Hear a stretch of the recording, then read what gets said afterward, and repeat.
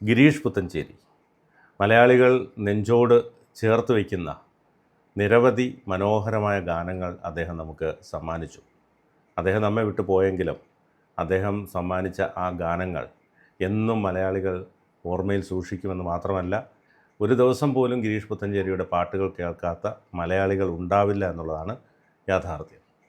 മലയാളിയുടെ വികാരങ്ങളെയും വിചാരങ്ങളെയും ഇത്രമേൽ മനോഹരമായി അക്ഷരക്കൂട്ടുകളിലാക്കിയ മറ്റൊരു കവി മലയാള സിനിമയിൽ ഉണ്ടോ എന്നത് സംശയമാണ്. കവിതയുടെയും സംഗീതത്തിൻ്റെയും ആ നിത്യഹരിത ലോകത്തേക്ക് നമ്മെ കൂട്ടിക്കൊണ്ടുപോയ ഗിരീഷ് പുത്തഞ്ചേരിയുടെ ഓർമ്മകൾക്ക് മുൻപിൽ പ്രണാമം. 1990 ചക്രവാളം എന്ന ചിത്രത്തിലൂടെ വരികൾ എഴുതി തുടങ്ങിയ ആ അതുല്യ പ്രതിഭ വെറും 2 പതിറ്റാണ്ട് കൊണ്ട് മലയാള ചലച്ചിത്ര സംഗീതത്തിൻ്റെ ഗതി തന്നെ മാറ്റിമറിച്ചു. കോഴിക്കോട്ടെ പുത്തഞ്ചേരി എന്ന കൊച്ചു ഗ്രാമത്തിൽ നിന്നും മലയാളികളുടെ ഹൃദയത്തിലേക്കായിരുന്നു അദ്ദേഹത്തിൻ്റെ വളർച്ച. ഗിരീഷ് പുത്തഞ്ചേരി എന്ന പേര് കേൾക്കുമ്പോൾ തന്നെ നമ്മുടെ മനസ്സിലേക്ക് വരുന്നത് റെക്കോർഡുകളുടെ പെരുമഴയാണ്. 7 തവണയാണ് അദ്ദേഹം മികച്ച ഗാനരചയിതാവിനുള്ള സംസ്ഥാന പുരസ്കാരം നേടിയത്.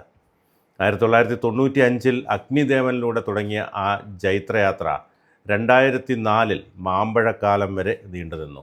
ഒരു സിനിമയ്ക്ക് പാട്ടെഴുതാൻ വെറും മിനിറ്റുകൾ മാത്രം മതിയായിരുന്നു അദ്ദേഹത്തിന്. വരികൾ തേടി അദ്ദേഹം അലഞ്ഞില്ല, പകരം വരികൾ അദ്ദേഹത്തെ തേടി വരികയായിരുന്നു. പ്രണയമാകട്ടെ, വിരഹമാകട്ടെ, ഭക്തിയാകട്ടെ, അദ്ദേഹത്തിൻ്റെ തൂലിക സ്പർശിക്കാത്ത വികാരങ്ങളില്ല.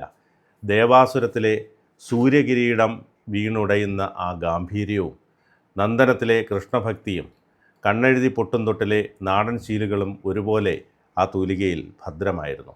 അദ്ദേഹത്തെ സംബന്ധിച്ച് പറയുകയാണെങ്കിൽ അദ്ദേഹത്തിൻ്റെ ഓരോ പാട്ടുകളും ഇന്നും മലയാളികൾ എപ്പോഴും അവർ ഓർത്തുകൊണ്ടിരിക്കും, പാടിക്കൊണ്ടിരിക്കും, അത് കേട്ടുകൊണ്ടിരിക്കും. പാട്ടുകാരൻ മാത്രമല്ല, നല്ലൊരു കഥാകാരൻ കൂടിയായിരുന്നു അദ്ദേഹം.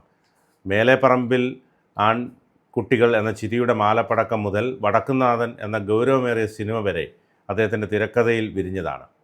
2010 ഫെബ്രുവരി 10 ആ തൂലിക എന്നേക്കുമായി നിലച്ചു.